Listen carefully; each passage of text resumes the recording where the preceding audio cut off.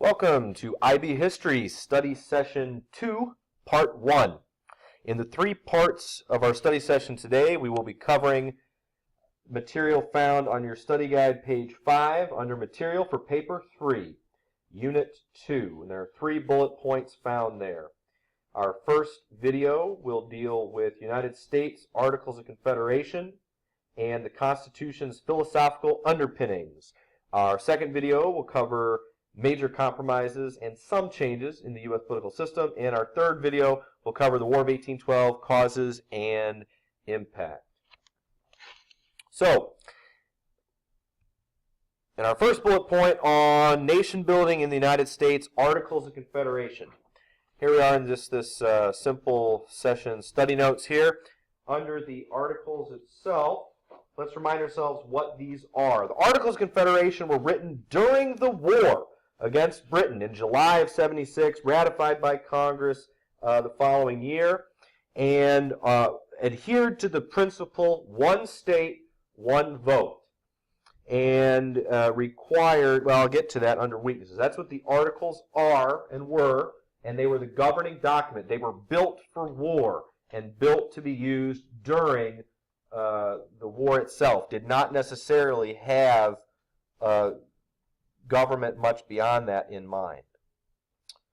The inherent weaknesses of the Articles, what made them a very limited form of government, was that amendments to the Articles are required to be unanimous, which made it very difficult to change.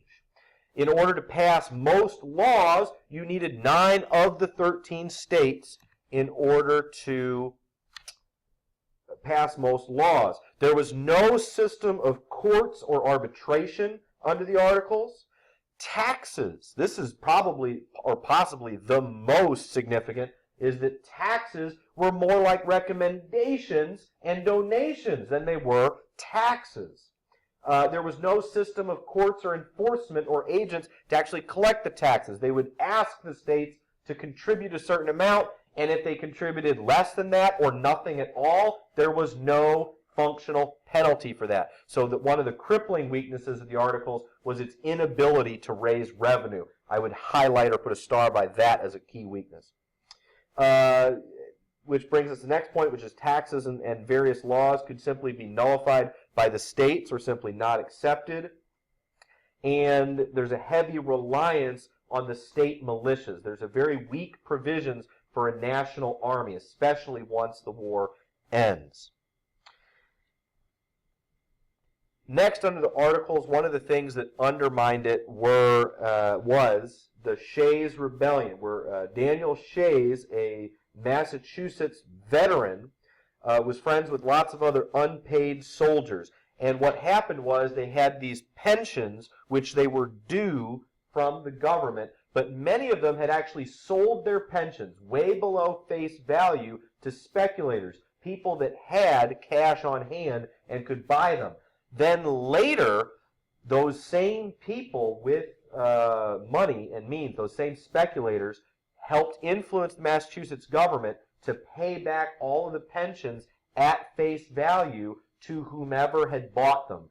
And so basically these get-rich-quick guys, they already had a bunch of money, they bought several veterans' pensions. This government money was going supposedly to reward veterans, but it was being heavily directed into the hands of people who maybe didn't serve at all, and maybe who were collecting more than one pension. And so, partially under this controversy, Shays and several other disgruntled veterans marched and mobilized with weapons and threatened the Massachusetts government to intimidate them to give them, the original holders, the pensions, even though they had sold them. And so this rebellion in Springfield, the government was forced to simply negotiate with him. They were unable to suppress Shays' rebellion, and this alarmed, put a star by that one in the sense that it alarmed many people, as is this the way our government's going to be? Mob law. Get a group of men together and you can threaten, intimidate, and bully the government. That is a very extremely poor example to set for one's country. There were a series of economic problems that beset the country. Well, first of all, there was an economic depression in part of the world, particularly in the United States. The United States had an unfavorable balance of trade during this time. We were not a member of any empire. We had no mother country, such as Britain, to share access to its empire anymore. No strong government to restrict cheap imports. So cheap imports are flooding the market and suppressing the American native-grown industries. There was no tariff to block out cheap foreign imports.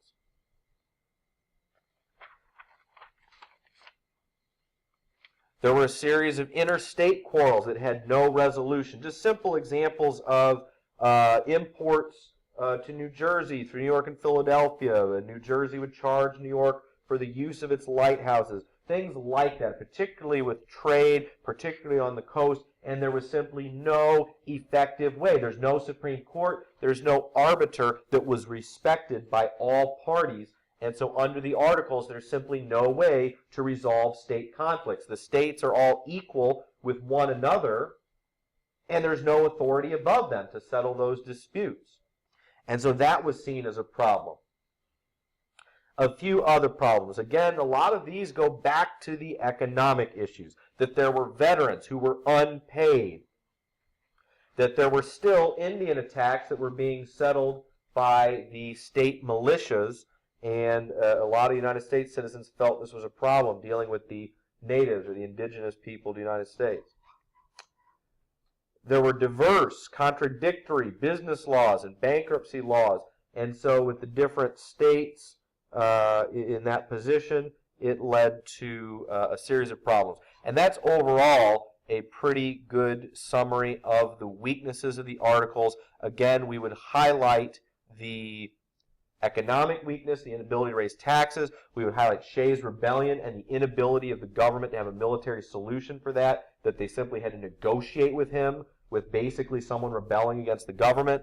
And finally, with the inability to settle interstate quarrels, there was no court system to handle those types of issues because it made the states so nearly independent. Those would be some of the chief problems. The second part of this session 2, part 1, the next aspect of it, will be the philosophical underpinnings of the U.S. Constitution of 1787.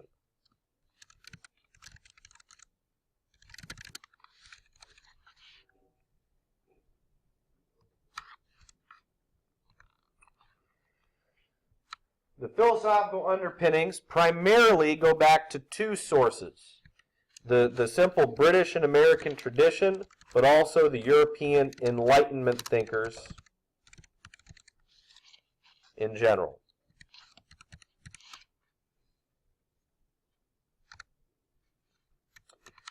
With the British tradition, we'll spell that out going all the way back to the English Civil War, which in itself was inspired by the Enlightenment, and the Enlightenment was developing at that same time. The British tradition would refer to the English Civil War, where they rebelled against the king and what they saw as tyranny, but most especially I don't even call it the British/American historical tradition, really the Glorious Revolution.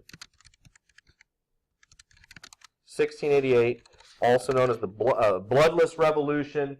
William and Mary of Orange were invited from the Netherlands to return to England as king and queen and overthrow the sitting King James II, who was the father, actually, of Mary. And this happened bloodlessly. This is an extraordinarily unique event in world history that you had such a bloodless overthrow.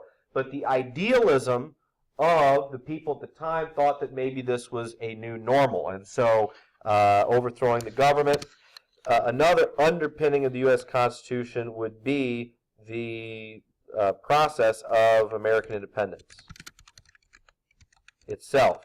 The experience of independence, of having an enlightened reasons, particularly as highlighted in the Declaration of Independence itself, written by Jefferson and his colleagues,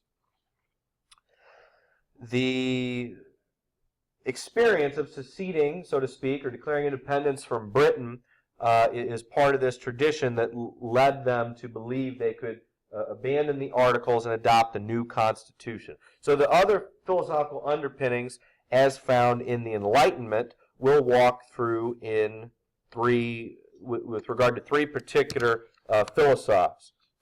Starting with John Locke and his idea of the consent of the governed, with this idea being found that they could remove themselves from the Articles if the majority so desired. That if the government was not suiting their needs, they had the right or even the responsibility to overthrow that government. Additionally, and we find that built into the process of amendments as well, that's built into the Constitution. That it's a document that allows itself to be edited. When there are not really any other constitutions around to compare it with, they had the foresight to do that. Other areas we would find John Locke. There are many, and I have them written down elsewhere, and I'll come back to it if I think of it. But the primary place we find Montesquieu is the idea of branches of government. Okay, and this also was modeled after the British system. Montesquieu admired the British and wished that his native France had a similar system where you have the executive power, a legislative power, and judicial power separated. And we see that very clearly in the first three articles. And the system of checks and balances. Some examples include the presidential power to veto, the congressional power to override a veto, the power of the president to appoint many officials, the power of the legislature to impeach, are simply a few of the examples of checks and balances inspired by the separation of powers in the branches of government, inspired by Montesquieu. Voltaire, in particular, was someone who championed freedom of speech, and so we see his influence in the Bill of Rights. In particular, Voltaire said something that maybe many of us would find quite inspiring today, where Voltaire said, "I may disagree with what you say, but we'll fight to the death to defend your right to say it." So often today, we maybe lose sight of that, and we try to shut people down when we simply disagree with them, but that would be not in keeping with the Bill of Rights, First Amendment, etc.